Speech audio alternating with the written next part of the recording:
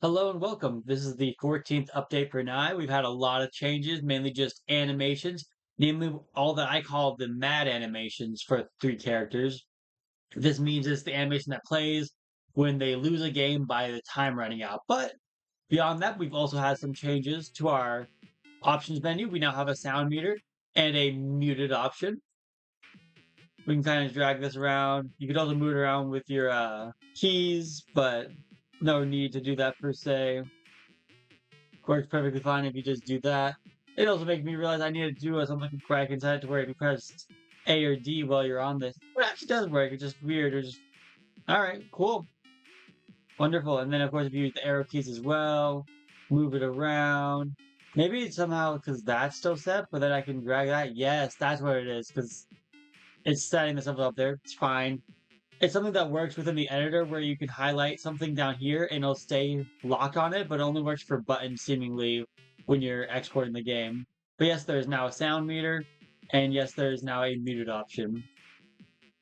But let's go ahead. Let's make that 3 rounds and get back to the game. We definitely need the timer though, because this is something that can only happen with timers.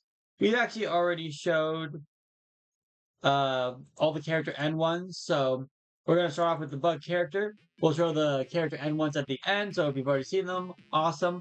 But let's start going through these. Let's make it so it times this out. I want to see less things on screen, so let's have this happen. This is the highest poly version. Just kind of scratches down his face and hands hit down, come back up. We will show that animation again, just in the lower 3D form. Let me go to the other side. And boom, there it goes. Honestly, pretty big fan of that animation. I think it maybe looks better in its 2D forms, but you guys are about to see that for yourselves. So let's have it be the green character this time rather than the orange tinted one. Make sure to get some damage there, just this lasts longer, lasts less time actually, sorry. Boom, there it goes. Beautiful. We'll just go ahead and skip down to high pixel. Actually, we'll need it to be this one, just so we don't win the game automatically. Give him the point. Actually, yeah, there we go. That works. Yeah. And then we'll end the game off with the low pixel form. This is definitely the right way to do this for showing off animations, is to only show one character at a time because there's 5 different versions. You can get 5 different points. Boom! Love those animations. Let's return to character select. Start going through the robot characters. Get some damage going both directions. Have that happen. A little bit of a block. And timeout. Just kind of hits themselves in the head a bunch. I've debated making that into a loop. We'll go ahead and go see it one more time, just this time in the lower 3D form.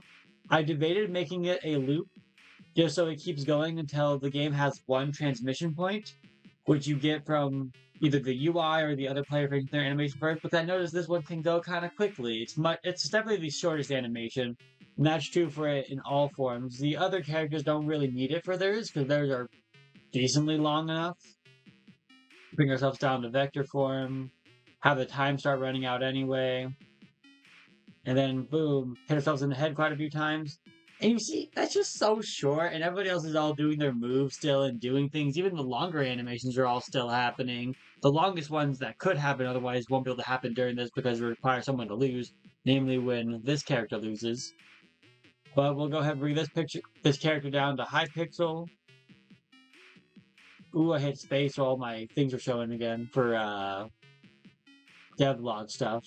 Not devlog, but all the print strings that you can do when you're working on the game to make sure things are working. But yeah, that was the high pixel form, and we'll end off with the low pixel form, of course. Press my hotkey V just to make the time run out. There's really no reason why it's that key, just kind of what I said to. I do find that pretty funny. And then, of course, it's less noticeable. I guess that's a short animation when your enemy is just doing their one. But, okay, see? Love that. But that reminds me of something. I can still press M just to mute and unmute, but this is also within the editor, so there's a lot of things that go with that. We'll go ahead and exit to main menu, though. Oh, that's interesting. The Curse of the Second Mouse has returned. Haven't seen that in forever. Huh. Huh. Odd. How odd. I'm not sure why that was. Hasn't ever happened to me when I'm playing the game normally, but then again, I haven't played the game normally a lot in the actual version. Then again, there's also a lot more that can go wrong in the editor. Anywho, that's where the game's at right now. I believe that's everything that's new. Oh, wait, no, it's not. Hit counters. I completely forgot about it, and you guys might have been seeing it on screen, but I just didn't register something new. So I kind of just got it done in a single day, but there's honestly a decent amount that goes to it. The fade in, well, actually just pops in, and then the fade out, and then getting all the coding to work, where it basically is when you are down to zero, it goes away for the amount of like hits you have on you because you're no longer stunned. But it wants you to always show the number that the max hits was at, unless it resets back down to one again. Because even if I get this really high up, well, that's not going to show it with that character. But boom, boom, boom, boom.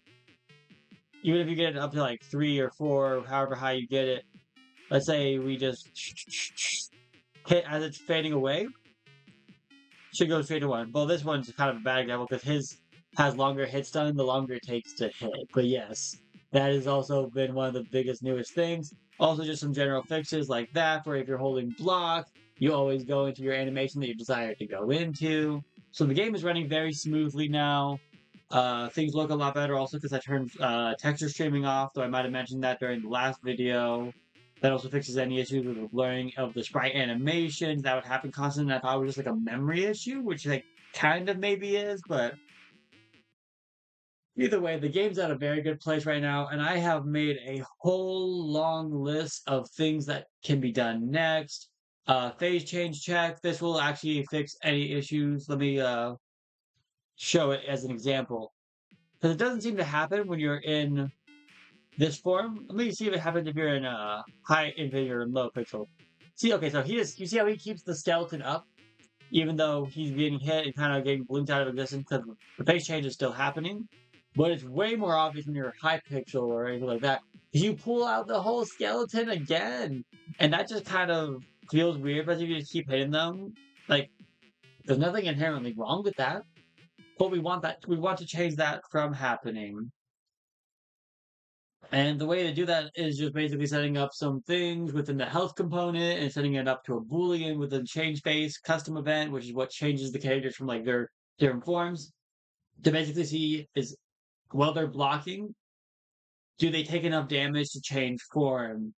And if they do, then allowing the phase change to happen. Though I guess I can simplify it by not needing to include the first two phases that are 3D because they don't seem to have this issue for whatever reason. The way that 3D does their blueprints is very different than the way 2D does their blueprints. But I think maybe it's because the 3D runs off the same blueprint each time, whereas 2D runs off various different blueprints. Though I guess you could make like Omega blueprints for 2D and make that all work, but that is okay. It's very possible, honestly, now that I'm thinking about it. But it's just a lot of booleans, a lot of factors that you otherwise wouldn't have to deal with. Though honestly, it would make the game a lot. It would make the game simpler ish. It would then give you a whole long list of animations within each animation blueprint to be dealing with. I'm thinking about it now, and it's not bad. It's not a bad choice because then you would still get basically the same solution as phase checking. Eh, maybe.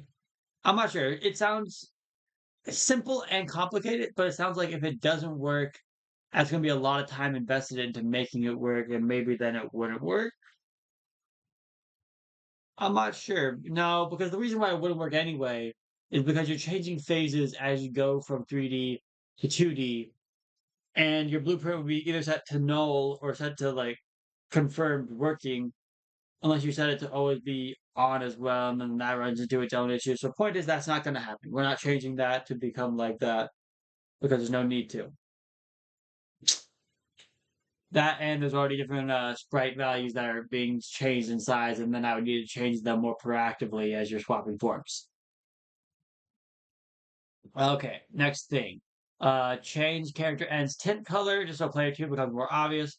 I actually had some people like play test this game a little bit at like a little event my old school was doing. It was hosting it for IDGA here in Phoenix. And something that was noted to me is someone's like, oh, I don't know which one I am, which is very fair, especially when you're looking at it in these colors. Like they look near identical. Heck, I don't even know if the shirt's actually being tinted right now. Of course, if you go down to like your 2D forms, it's obvious, pretty obvious that someone else is different. Because one's their normal light shades are pink, and the other person's just red, like just dark pink, red all throughout. Like I feel like it'd be hard to get these two mixed up, but I'm gonna make it blue or purple instead, and that's how I'm gonna get that to change. Next thing is adding a muted option on the pause menu. All that to say is basically I'm just going to add a button at the bottom or add a button to this array so it's the same length, and it'll just be like, and the same thing as on the options menu where you can go in and click muted or not muted. So you can kind of change it proactively in the game as well, so you don't run into any issues with that. Or in case you realize, like, oh, I actually want the game muted, and I'll just mute it real quick. And then I guess I could debate if that saves the game or not for it as well, but that's something for me to think about. Maybe I do want to mute, because like that's what muting here does. Muting here in the options menu saves the game, and it saves it as muted. I don't know if I would want that to happen also in a normal fight, but then again, in a normal fight, maybe this is as far as you get to the point where like, wait, my game's still muted. Let me pause and then you're good. All right, next thing, the Omega level. Kind of what I was referencing when I was talking about the different sprite sheets and stuff. So this should be combining the press any, main menu, options menu, and character select screen into one solid screen, into one solid level. All I have to say is it's just all a bunch of different UI faces that can swap around, and then of course the character select level in the background with the two characters on the pillars. And also make it to where a player doesn't do anything while they're on the main menu. For 2 minutes, let's say they don't input anything, it'll bring back the press any to start. Like I have other games I've played that will begin playing like animations, like Mortal Kombat 1 does it when you're not active enough on the main screen for a long time. I don't like how quickly they do it. I feel like they do it after like 30 seconds, maybe. Maybe they do take 2 minutes too. Maybe I'll realize that 2 minutes is actually pretty short if you think about it, just being idle, but I think 2 minutes is a good amount of time. And yeah, so say the reason that I'm doing this, because you'll notice uh, when I'm playing this game normally, I can, well, playing the game in the editor, I can move around between all these tabs really quick. But, all right, I pressed a button somewhere. There we go. All right. But if I play it here on my actual exported version of the game, it takes a very long time to load. That's all just load time that could be completely avoided. But that one I'm fine with almost. I'd even notice my own screen lagging actually on the OBS. But yes, this is still loading. Wow. Yeah, with OBS it's taking even longer. That's crazy.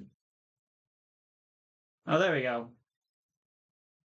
But yeah, and then going into like options takes like no time at all. But going back or going into either of the other two levels takes forever. Still loading, still loading, still loading. A task manager, something. I already made it back to the main screen, but let me just see how much this is taking on my system. Oh, no, I guess that might be part of it, but that's not that big of a deal that NIE is still open in the background. Like it is, but it's not that big of a deal. It was actually taking up a lot of memory, whereas this wasn't, but then if I click at a normal fight, that'll still take probably like a good 5-10 seconds to load. And this is all load time that could be completely avoided if I have them all just one level. Like this could be like basically the background, and then this can all be behind it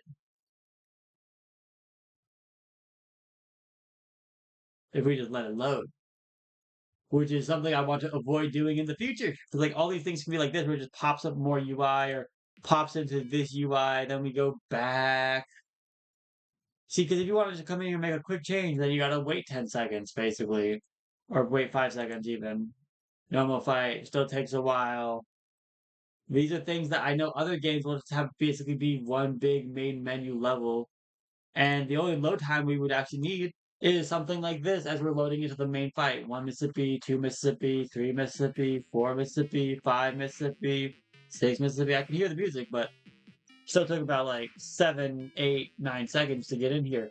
And with that, we're also going to be adding an async loading screen, but that's also mentioned in my list of to-dos because I found a really good plugin for that, as well as I've been working on different tips that will appear on screen, and then I'm going to need to work on making an async uh, loading animation, which I already have plans for that.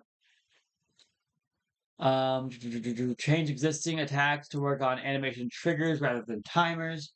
So I've been learning a lot about animation triggers as I've been working with other animations more recently. Well, more recently is an exaggeration at this point. Ever since I started working with things like the win animations, I've been working a lot with triggers that happen on certain frames to give other things to happen, whether it's giving transmission points or giving you points for winning a round. Um, Checking if you've won to see if it needs to go into the looping win animation if you've won fully. But when I first made the attacks, they were actually just off timers, and they still are off timers. Well, I would like to change the existing attacks in the games to now work alongside with the animation, so the projectile or attack comes out at a certain time rather than just coming to resistance ever so slightly.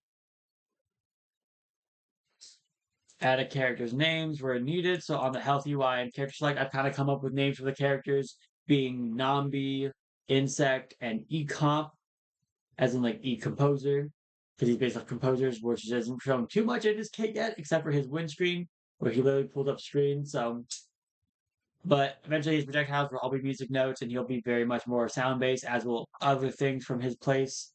Uh, Make character selection be more obvious who's picking. As of right now, that was another complaint I kind of saw when people were playing the game. They didn't quite know who was picking, even though it does say player one selecting, player two selecting. Though that text could either be made bigger or it could be made more obvious who's picking by having one of the pillars move center screen, then the other one moving center screen, and them both moving to the side to make character selects confirm characters that they both are picked. Stage select stage. This is the least needed to do out of all of these because we only have one stage right now. Once we get more, we're definitely going to need that, and that's going to have to probably be part of the Omega level because I would not want you to wait 10 seconds just to pick that and then still have to load into the fight.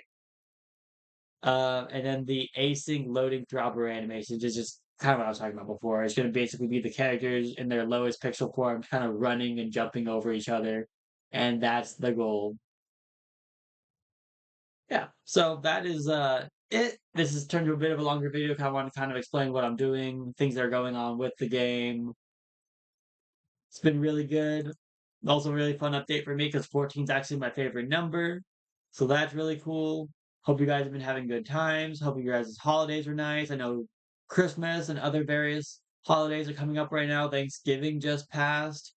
There's a lot about to happen. So good luck to everyone. I'm hoping to have the next update done before the end of the month, but depending on how much of this I do, I'm not sure because it's kind of going to be a lot less me working on actual animations and me just working on the systems of the game and getting everything in order, maybe a bit more organization, but just kind of making the existing game better feeling to play because the existing game loop does exist. And then after that, we'll just be working on finishing characters, getting the stages done, getting the boss and his minion done, and then getting the tower story mode ish thing to work. And technically, the game will be done. We just got a lot more art assets to make for wallpapers, a way to make it more obvious which button you're on, just different things with the UI, especially needs will eventually need updated. But that's not even something to really think about right now.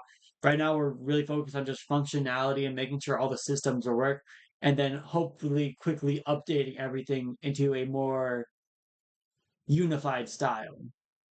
But that is it for us. Thank you so much for watching. I hope you guys all have a wonderful holiday season.